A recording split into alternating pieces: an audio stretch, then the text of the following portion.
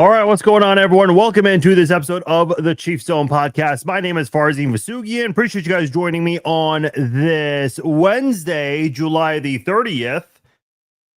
Back at it again as the Chiefs, with a short day of practice today. They are off tomorrow, but we got a lot of updates regarding some of the injuries that took place, especially at the wide receiver position. Not really the position group you want to see injuries. You never want to see them with any position group, but the wide receiver position, that's the one that's certainly raising some eyebrows right now. The wide receiver position group has certainly been a big talking point this training camp, and so we'll get into that. Obviously, the big story with Xavier Worthy, he is currently in the concussion protocol. What does that mean for the Chiefs? What does that mean for the wide receiver room and the offense overall, and maybe why you shouldn't be too concerned? We'll go over that in just a moment with you guys. And then later on in the podcast, we'll discuss an update on one of the position battles as a roster move has been made. And there's a very interesting suggestion by ESPN on a trade the Kansas City Chiefs must make. We will do all of that and more as we adjust that camera right there here on this episode of the Chiefs Zone podcast. If you guys are watching live, I see a lot of you guys tuning in. I appreciate you guys on Facebook, YouTube, Instagram, X. Appreciate all of the viewers live right now on the podcast, as I'm sure we'll get more as the live stream goes on. And also appreciate those listening to the archive version as well. Also on Apple, Spotify, anywhere where you can download and listen to a podcast. Greatly appreciate all of you guys. Before we jump into it, want to let you know this podcast is brought to you by SeatGeek. That is where I go to for all of my sports ticketing needs. Chiefs football coming up. Got a couple of Chiefs games that I'm going to be attending this year, all thanks to SeatGeek. But whether you are a Chiefs fan or a fan of any of the other 31 NFL teams, you can get your tickets through SeatGeek. Want to catch any of the other college football action, KU, K-State, Mizzou, whoever your college football team is, you can get all of that on SeatGeek. And if you're a new SeatGeek customer, you can use my promo code Farzine and save $20 off your first purchase from SeatGeek. Go to SeatGeek.com. New customers can enter my promo code Farzine and you'll save $20 off your first order from SeatGeek. All right. I see a lot of you guys tuning in. Can you guys just give me like a thumbs up or an emoji, or just let me know if you guys hear me or not? I saw a couple of comments saying I'm lagging. Let me know if you guys can hear me, see me. Are we clear? Are we good? It always looks clear on my end, but how it looks on my end is not going to be the exact same on your guys' end. So if you guys can let me know about that, that would be greatly appreciated. But let's get the show started, as the big news today comes with Xavier Worthy. He is currently in the concussion protocol. Listen, you never want to hear about injuries, regardless whether they're fan favorites or maybe the complete opposite. Maybe they're guys who fans are not particularly a fan of.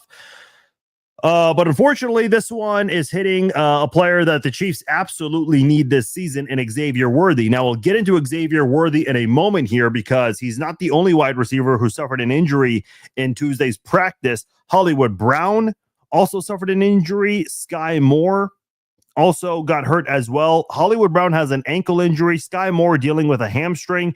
Jordan Schultz of Fox Sports reported that there wasn't anything serious with Hollywood Brown's ankle injury. Now, he tweeted this on Tuesday afternoon, shortly after Chiefs practice, in fact.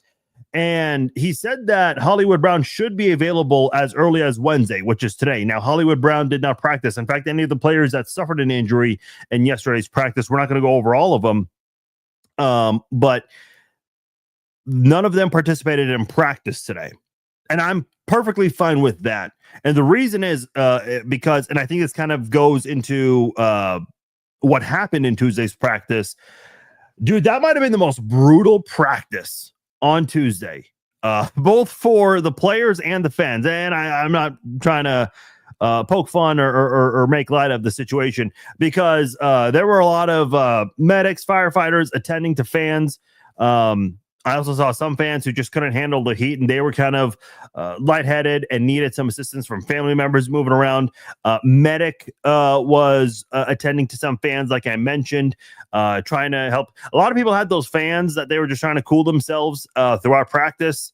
I was doing a lot of these. It was that type of practice. When practice ended, it was 95 degrees with a heat index of 120. Yeah, that's how bad it was. In addition, it was also Kansas City's longest practice of training camp so far. So maybe that had a hand or an impact in some of these injuries we're hearing about with Xavier Worthy, the concussion, Hollywood Brown, the ankle, and Sky Moore with the hamstring. Again, I'm not the trainer. I'm not the doctor. I didn't evaluate these players, so I don't know. And I don't like to speculate too much on injuries. But yeah, the sweltering heat plus the length of practice on Tuesday, I think that had a really big hand in some of the things we saw. There was also a little bit of a scuffle between Josh Simmons and Ashton Gelati. Training camp fight. There you go. It's always fun seeing one of those.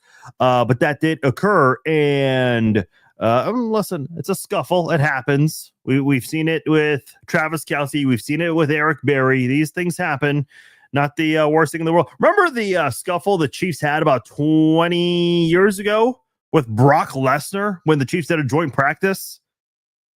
I remember the Chiefs and Vikings used to do joint practices back when they were in River Falls. Yeah, that was quite a story. But neither here nor there. The injuries to Hollywood Brown and Xavier Worthy certainly is raising a lot of attention and some concerns here. The Hollywood Brown one, like I said, the report from Jordan Schultz, it shouldn't be anything to be concerned about. But the Xavier Worthy one, when you hear someone's in the concussion protocol, that's obviously going to have some concerns. You're seeing some panic out there on social media. I'm here to tell you, let's slow it down a bit. Let's not panic let's not panic. Let's chill out a bit. Now, I understand the concern here because we're expecting the league to drop a suspension on Rashee Rice very soon. We just don't know exactly when. We know these things with the NFL, the timing of these can be a little weird. Here's why I think you shouldn't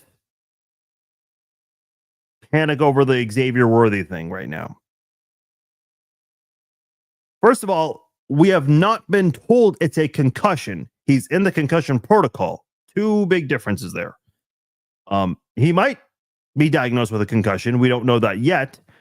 But right now we're trying to see where we go from here. Hopefully the Chiefs can provide a positive update on Friday with this. If you saw the hit, Patrick Mahomes is going deep to Xavier Worthy. It looked like Worthy was able to pull it in. He's falling on the ground trying to maintain it. Najee Johnson trying to break it up. It looked like Najee Johnson's right knee connected with the head area. And keep in mind, he has a guardian cap on. And guardian caps, they don't prevent concussions 100%, but the idea is it will reduce the number of concussions throughout the league. Again, to be clear, we don't know if it's a concussion yet, but unfortunately, that is what happened where we saw the knee hit the head area. And he went to the tent, was slow to get up, but was able to walk on his own. And he came back, had his helmet on, ran some drills, but didn't have any reps like 7-on-7, 11-on-11, did not participate in any of that. Now, again, we don't know the severity of this or how much time he'll miss. That's obviously something important. Like I said, hopefully we can get an update on Friday. Hopefully it's a positive one. Let's assume this is going to force Worthy to miss a little bit of time. Now, again, he might not be able to practice, may not be able to participate in the preseason games. That would not be ideal. I know we have this thought that Patrick Mahomes, Travis Kelce, and the starters shouldn't even play in the preseason. I don't know if I agree with that too much. I think part of Cincinnati's slow starts, some of the blame has been on lack of using their players in preseason games. I don't know. That's just what I've heard. You got to have those reps. Listen, practice is practice, and there's only so much stock you can put into that. I know that's all we have to go off right now, but you need those repetitions in the preseason as well because you're going up against an actual opponent. You're going to need a little bit of that. But for Xavier Worthy, if he has to miss some time, here's the good news on this. It's July the 30th. Now, there's never a good time for an injury. I mean, you're hearing a couple of players who suffered season-ending injuries in training camp. I mean, that sucks. There's never a good time for an injury. We saw Hollywood Brown on the first preseason snap miss almost the entire season. We've seen players suffer season-ending injuries late in a regular season, missing the playoffs if the team makes the playoffs, and then it impacts the following season. It's never ideal. You never want to see these things, but what's happened has already happened. And I'm telling you right now, today is July the 30th. We've yet to start the preseason. Tomorrow is the first preseason game, which, by the way, shout out to the first preseason game. Let's go. Yes. I don't care if it's a preseason. Yes, I'm going to get bored in the second quarter. Hell, I don't even think the starters are going to play in this one much. Or at least neither of the starting quarterbacks. But I don't care. It's NFL football. I'm going to be watching. I'm going to be enjoying it. Hopefully you guys will as well. But the Chiefs, their first preseason game is still about a week and a half away. I think it's that Saturday. That's going to be their first game against the Cardinals. And by the way, quick correction, I apologize. I think I might have said the week 2 a preseason game against the Seahawks. I think I said that was a Saturday game. That is a Friday game. I thought it was Saturday. I do apologize. That is a Friday preseason game. It's still going to be late at night. That's a 9 p.m. kickoff, but I would assume most of you don't have much to do late on a Friday night. And if you're down for some late preseason action, Chiefs preseason football, well, there you go. You can watch that. Friday, August the 15th. But anyway, back to what we were talking about here with Xavier Worthy. It's July the 30th. The preseason has yet to start. The regular season is a little over a month away, about 5 to 6 weeks away. I don't think there's any reason to panic right this moment. Listen, it's a physically demanding sport. Injuries happen. It's football. You never want to see it. Unfortunately, these things happen. Hell, look at what Mahomes did with Rashee Rice. I mean, that's never anything you wanted. Mahomes is simply trying to get the ball back because that was their second turnover in 5 snaps.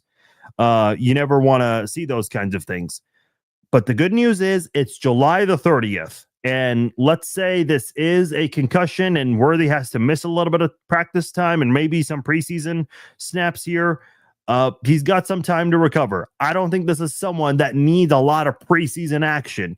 So if there is a concussion that he's dealing with, okay, well, that kind of takes precedent right now, and you can keep him on the sidelines, and there may not be a big need for him in these preseason games right now because he got a lot of things done with Patrick Mahomes in the regular season and in the playoffs, and they've done a lot of things together in OTAs and in training camp. So it would not be the worst thing in the world if it means trying to keep them healthy and ready for the regular season. In the meantime, there are a couple of Chiefs players in practice who have thrived. And again, I want to repeat what I said. I recognize it's practice. We can't put too much stock in this. We get excited about these things. I'm guilty of it as well. I try not to get too crazy about these things, but that's all we have to go off right now.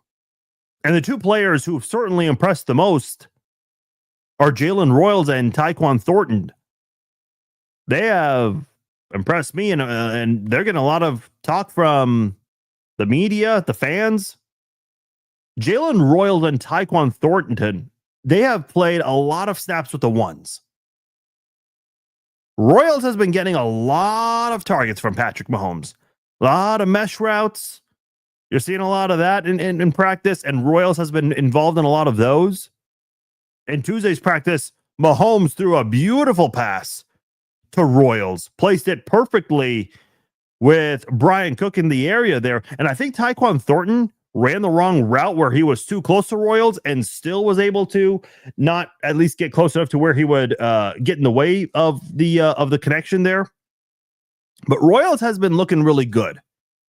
And I think because of some of the injuries today, and I know today was a shorter practice, but Royals and Thornton got to play more with the ones. Now, with Tyquan Thornton, This is someone who, like I said, with Royals has been playing a lot with the ones in practice, but Thornton has had he's had a highlight reel going on so far in training camp. Diving catch, making an effort on some of these big plays here, also showing off his speed, the tiptoe to stay in bounds. I mean, he's done some good things in practice so far. And it's funny because anytime I post a highlight of Tyquan Thornton, I get all these Patriots fans. Oh, do Chiefs fans even know who he is? Yeah, we're aware. I know there's this notion out there that Chiefs fans didn't start watching football until 2018, but Tyquan Thornton, I mean, listen, we're very well aware he just didn't work out in New England, but can you hold that against him? Like, what's worked in New England over the last few years? I mean, come on. They've drafted 2 quarterbacks in the first round since Brady left. And they brought in a former MVP to try to turn things around. Like, there are a lot of things that have not worked in New England. A couple of head coaching changes as well.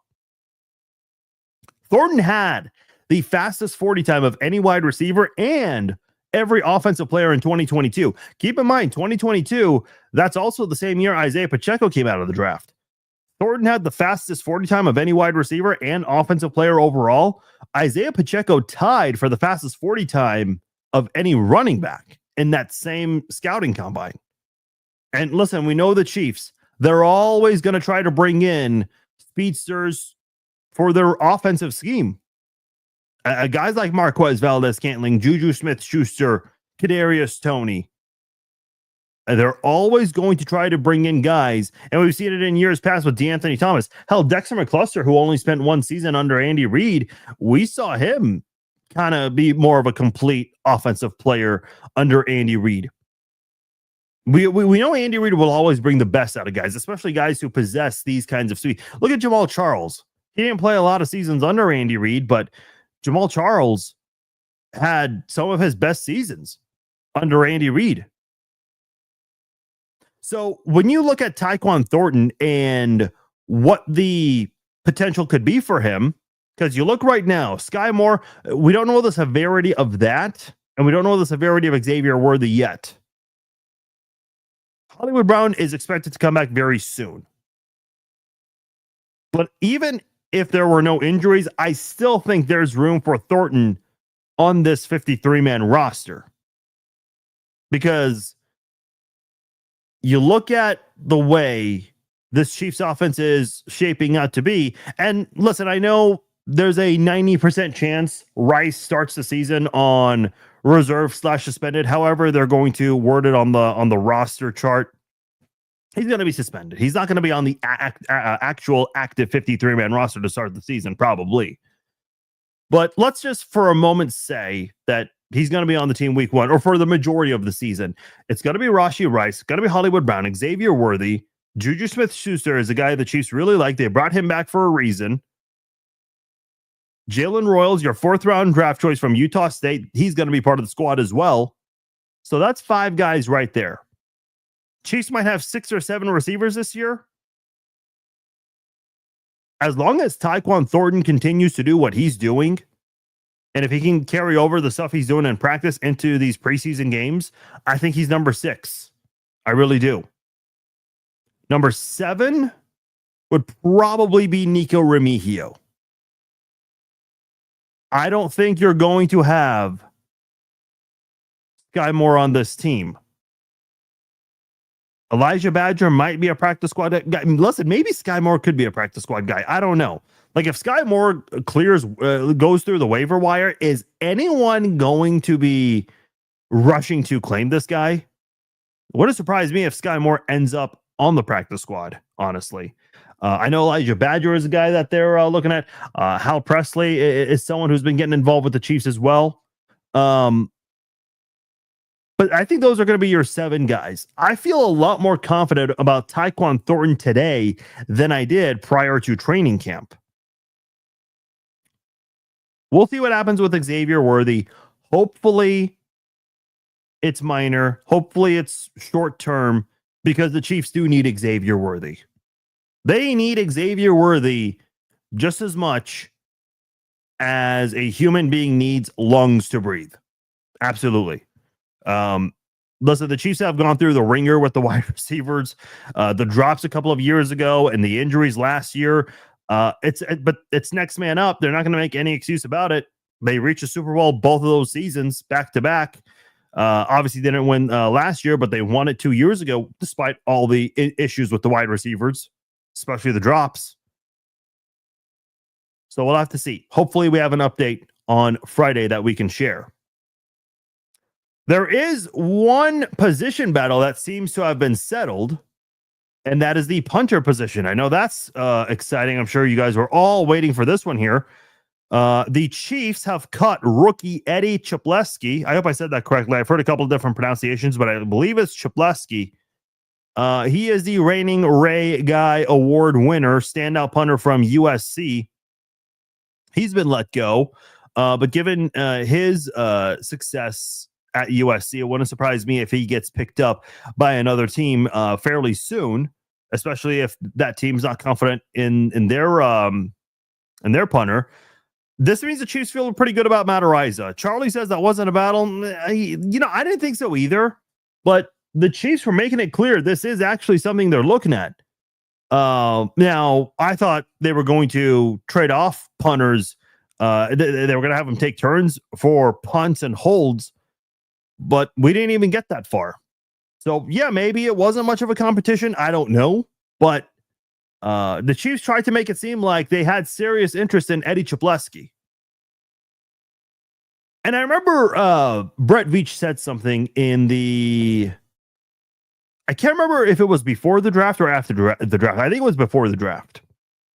It would make sense to be before the draft. He says if there's any area that we can even get 1% better, that's something they'll consider. And he was specifically talking about the return position, saying that they really like Nico Remigio and how well he played last year, especially in the playoffs. But he also said that there was always, there's always a situation where they're always looking to improve everywhere. And they saw a rookie who won the Ray Guy Award last year and thought, hey, why not? Let's give this guy an opportunity, see what he's all about. Because the thing about Matt Araiza, one area he really needs to improve on, the direction of punting. We know the guy's got a cannon for a leg, but he co-led the NFL in touchbacks last year with 9, tying Michael Dixon of the Seattle Seahawks.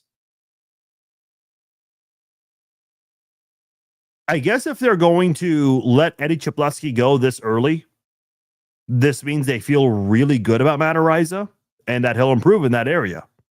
That's my guess.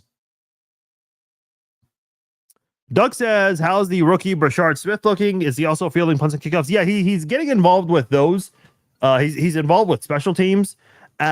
He's showing off his speed, man. This guy's got really good speed.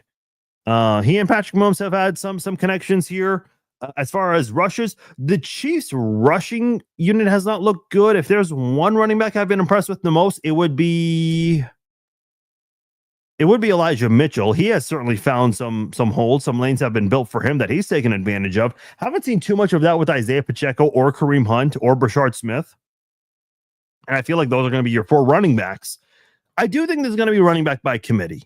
I know Pacheco, this guy looked like he was going to be the primary running back after his rookie season, the way he played, but the injury certainly slowed him last year, had the lowest yard per carry average in a single season of his career in the 3 years he's played. So maybe there's a chance Pacheco can bounce back, but you still see a lot of active involvement from Kareem Hunt, Elijah Mitchell, Brashard Smith, assuming those are going to be your 4 running backs. Maybe they have a 5th guy. Maybe Carson Steele's going to be that 5th guy, and where he plays some fullback, but that's just something to look at there. But yeah, to answer your question, Brashard Smith, he's involved with special teams and offense, and he's been showing off his speed. A lot of people have taken note of his speed in training camp so far. So that's been good to see. Well, obviously they let a player go, so they look to replace that person, and we have a former Jayhawk that is coming in Kwame Lassiter II, who played at KU from 2016 to 2021, two-time Big 12 honorable mention, went undrafted in the 2022 NFL draft. So he started his career with the Cincinnati Bengals, was there from 22 to 23, then went to the Memphis Showboats. Yeah, I'm sure you guys all know who the Memphis Showboats are, of the UFL in 2025. Now he's in Kansas City. His career in the NFL is just one catch for 2 yards. His dad, obviously, I mentioned Kwame Lassiter II. His father, Kwame Lassiter I, he played defensive back at Butler County and then transferred to KU. So obviously, got some local ties with the Lassiter family here. Lassiter I ended up playing in the NFL for the Cardinals, the Chargers, and the Rams. Chargers and the Rams no longer in the same city now compared to when Lassiter I played there. But nonetheless, that is who he played for. And just to give you an idea who Kwame Lassiter II is and who his father is.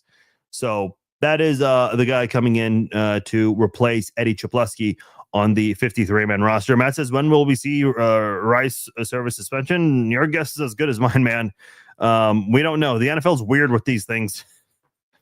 We went over it before. I mean, listen, I keep bringing this up, but in 2022, the Chiefs suspended Willie Gay and Frank Clark, and those suspensions were given out during the 2022 season. And Andy Reid certainly voiced, okay, I want to say he voiced his displeasure for it, but to the best he could have without getting fined, he certainly let it be known he was not happy. Context clues. But nonetheless, let's move on here and talk about something interesting I saw from Seth Walden of ESPN. He put out a really interesting article here. 5 NFL trades he's suggesting. By the way, I love when I get Bleacher Report and ESPN notifications, and I'm sure a lot of you guys do as well. I love when they send out a notification and it's like LeBron trade ideas. And I see the first couple words. I'm like, oh, LeBron's been traded. No, this is just them, giving their prediction or their ideas. So I always think these are interesting when they feel they need to send that notification and want to make people think that someone's been traded. They click the article, so they get their click, and oh no, it's not an actual trade, it's a trade proposal. Anyway, so Seth Walden had 5 NFL trades he proposed, and he said all 5 of them are win-win trades. He has the Chiefs involved in one of these trades, as well as the Dolphins. And no, it's not Tyreek Hill to Kansas City, but he is suggesting that the Chiefs trade cornerback Josh Williams, who they drafted in 2022 in the 4th round, I believe. And he's saying that they should trade him to the Dolphins to give them some cornerback depth in exchange for a 2027 6th round pick. Apparently, that's a win-win. And I read that portion of the article. I did not see how he explained this was a win-win. Now, I don't want to sit here and say a 6th round draft pick has no value. I mean, listen, obviously the most infamous 6th round draft pick in NFL history is Tom Brady. The Chiefs just extended Trey Smith not too long ago. He's a 6th round draft choice. A lot of times when you see teams make trades in the 1st round, 2nd round, when they're swapping, when they're just a couple of picks apart and they want to swap picks, they'll throw in like a day 3 pick, like a 6th round pick to make it worth the trade. Maybe that's what this can be used for as well. But to suggest that a 2027 6th round pick, like, how is that a win-win? I mean, the Chiefs traded Joe Tooney this offseason for a 4th round pick, and it wasn't a 2025 4th round pick. It's for the next draft, 2026. I always think it's interesting when the media wants to put together these trade proposal ideas. I've done this before for Bleacher Report when I wrote for them. But how do you come up with the idea to trade a 2027 6th round pick? That I don't get. I don't know. I don't see it. I don't see how it's a win-win. I think you need Josh Williams on your team. I know I thought Josh Williams was really good in 2022 and 2023. I think he took a step back the last couple of years, though. Or this past year, excuse me. When you look at that quarterback room right now, obviously Trent McDuffie, he's the man. We don't need to go over him too much. I know the Chiefs like Christian Fulton, who they brought in, former Charger, and they're hoping that he can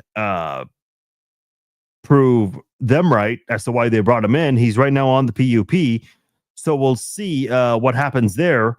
They also have Jalen Watson, who they really like. You definitely saw a bit of a difference when he was out during the regular season last year, came back in time for the playoffs.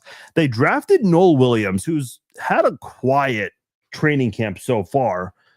I'd be interested to see how he looks in the preseason games. Christian Roland Wallace is someone who certainly made a couple of plays in camp. Obviously, last year got involved with the Chiefs defense, had a couple of interceptions last year. Najee Johnson is a guy that has received a lot of praise in the past from Spags, but he's someone that just isn't good in coverage, or is that consistent at least. But with his speed, he can do a lot of good things when it comes to a cornerback blitz. And we know how much Spags loves to do that with cornerbacks and linebackers, safeties. The Chiefs run the nickel and dime package more than any other defense the past 2 years combined. And Najee Johnson has been a big part of that, especially in blitz packages. Josh Williams, I don't get me wrong. I mean, I'm not saying this guy is Darrelle Revis or anything like that, but I think he's someone that still has room to grow, but does have some upside and potential, and has had some good moments in the past. I disagree with Seth Walden. I don't think the Chiefs should trade Josh Williams for a 2027 sixth. If you're going to give me a 2027 third, maybe. Again, the fact that it's 2027, I mean, that's more of a year and a half away. I'm not really too fond of that, but I can't say I would turn down a 2027 third if that's what was being offered. But his idea is a 2027 sixth. I don't know what good it would do the Chiefs to get a 2027 sixth now and trade away a guy who I think is good for your cornerback room. I don't know. Not just me. Before I get out of here, I want to let you guys know about an event that I am a proud sponsor of. It is hosted by the Duran Cherry Foundation, the Game Day Give Back Watch Party. I'm assuming none of you guys are going to be in Brazil, probably a couple of you maybe. But if you're going to be in the Kansas City area, hey, why not go to Weston, Missouri on September the 5th at Holiday Distillery? That is where they'll be hosting a watch party. Chiefs Hall of Famer Duran Cherry and his foundation will be there. There will be some other Chiefs alums that they'll announce as we get closer and closer to September the 5th. And if you guys want to attend this event, I will post the link right here, right now on the live stream for you guys to check out. Get your tickets right there at flipcause.com and support a good cause. The Duran Cherry Foundation, big fan of the foundation, and the reason why I like working with them is this is a foundation that doesn't just focus on one singular thing. And I'm not knocking on any foundation that does that. I'm in favor of all foundations as long as they're true to their word and what they're doing, and the money truly does go to those proceeds. But the thing about the Duran Cherry Foundation is they don't just focus on one thing; they focus on a lot of different things. Helping students with school supplies, helping teachers with school supplies, animal shelters, helping kids who are in need of help with hospital bills and whatnot, battling cancer, which is such a scary thing, childhood cancer. So many different things that this foundation focuses on. And by the way, they've got their celebrity tailgate live auction that'll take place early in the regular season. I went last year. That was a hell of a time. It really was. And we'll talk about that as we get closer and closer. But if you guys want a spot to watch the first game of the regular season, hey, why not make a little trip over to Weston, Missouri, and go to Holiday Distillery and check out the Chiefs-Chargers game there. Hang out with Chiefs Hall of Famer Duran Cherry, as well as some other Chiefs alums who are expected to be there. And you can get the tickets right there. Posted the link in the comments there for you guys to check out. Let me quickly see if there are any comments here we can go over before we sign off here. The Waka One says, if Thornton thrives, can he be kept? Yes, I think so. I think that is someone who is definitely going to make the 53-man roster. Wichita Randy says Leo Chenal. Yes, Leo Chenal is someone who has made some flashes. He had one great play a few days ago where during 7-on-7, bad throw by Patrick Mahomes tried to go over Leo Chenal's head. Leo Chenal going vertically straight up, tipping the pass, and then diving to try to reel it in. Just a great effort. That's the type of thing you like to see in training camp, and hopefully he can do more of that. Leo Chenal, I think, is someone that's kind of overshadowed in Kansas City because he's in a linebacker room with Nick Bolton and also Drew Tranquil. So this is someone that has tried to step up any way he can, whether it's on defense or special teams. And we know what he's done on special teams. The blocked field goal to help win the game against the Broncos, the blocked PAT in Super Bowl 58. That was a big difference maker in that Super Bowl. And he's made some plays on defense as well. And I've said this about Leo Chenal before, and I'll say it again. If this is a guy that decided to play edge rusher in the NFL, I think he'd be good at it. I really do. This is someone that's gone after the quarterback. And again, we talked earlier about how much Spags loves to do the nickel and dime packages more than any other defense in the league and use those linebackers and those defensive backs to chase quarterbacks down. Leo Chenal's been part of that as well.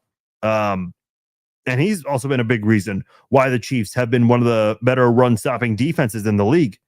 So, I'm excited to see what Leo Chenal does in year 4. That entire 2022 draft class, they're definitely going to be interesting to see what they do in year 4, because a lot of those guys basically are on a contract year. We talked about Josh Williams earlier. We also mentioned Jalen Watson, talked a little bit about Isaiah Pacheco, Brian Cook as well. There are a lot of guys from that draft class the Chiefs have to start making decisions on. We know they're going to keep Trent McDuffie. They're not going to let a guy like him go. They're just not, unless they wait too long and they see other cornerbacks resetting the market to where McDuffie might demand more than those players. That's possible.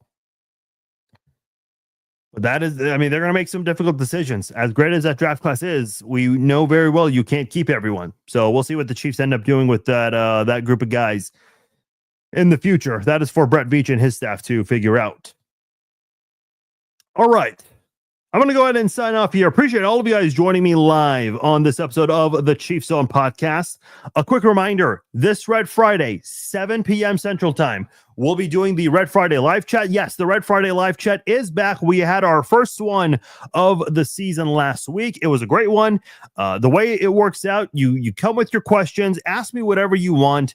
We'll obviously be focusing on Chiefs football, NFL, and sometimes we go out of bounds. We talk about barbecue. We talk about movies. Talk about all kinds of things. So come to the Red Friday Q&A live chat this Red Friday, 7 p.m. Central Time. We'll be everywhere. Facebook, YouTube, X, Instagram.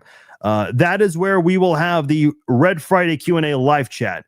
It is just exclusive to those social media platforms. It is not going to be on any of the podcasting platforms. So we'll have to, I know whenever there's breaking news, we'll combine the podcast and the Red Friday Q&A live chat together. We've done that a couple of times last year, whenever the news cycle sets us up like that. But for the most part, don't expect it to be on any of the podcasting platforms like Apple, Spotify, because the Red Friday Q&A live chat is exclusive to Facebook, YouTube, X, and Instagram. Last year it was just Facebook and YouTube, and now we're expanding with X and Instagram. And I definitely appreciate everyone that's tuning in through X and YouTube this year as we're trying to grow those, Instagram as well. Greatly appreciate all of you guys. And if you guys haven't done so already, please spread the word about the podcast live streams, especially on YouTube. I asked you guys last week to subscribe to the YouTube channel. Boy, a lot of you guys did as well, and thank you so much. That is the platform where I have the fewest followers. We surpassed 1,000 subscribers on YouTube. In fact, I think we're a couple of hundred subs over the 1,000 sub mark. So I really do appreciate you guys subscribing. Hopefully you guys are letting your friends know about it. If you haven't, please do let them know. If you know someone that loves Chiefs content, definitely let them know about it. All right, guys, my name is Farzin Vasugian. Thank you all for joining me tonight on this episode of the Chiefs Zone podcast. I will talk to you all this Friday, 7 p.m. Central Time for the Red Friday Q&A live chat. Take care.